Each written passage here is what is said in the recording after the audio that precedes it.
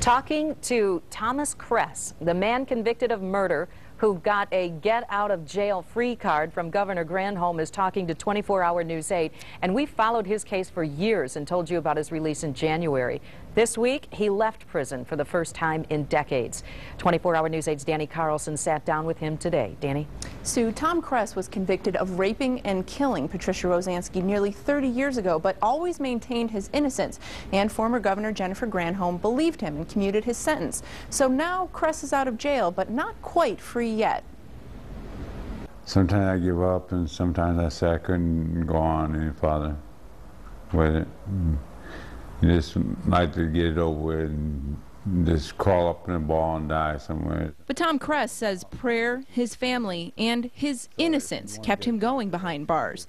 And this week, that perseverance paid off as he walked out of prison for the first time in nearly 30 years and into Kalamazoo Psychiatric Hospital. This place here is heaven compared to where I was at.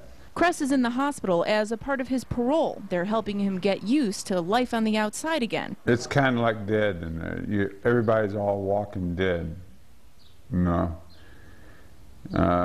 You spend a lot of time thinking about your past, and the more you think, the more angry you get at first, and then you just push it all to the side eventually. Cress was convicted of Patricia Rosansky's rape and murder back in 1985 and stayed in prison until this week, even though another man confessed to that crime more than 10 years ago. I stayed there all along.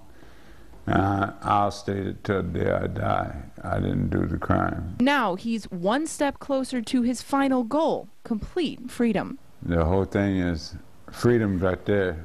I know I got a chance at it now. That's the whole thing. Cress's sentence is commuted, but that doesn't mean his conviction was overturned. His lawyer told me today he'll still have to be on parole for 4 years, but they're still working on his case, and she said that they hope eventually to get his record expunged.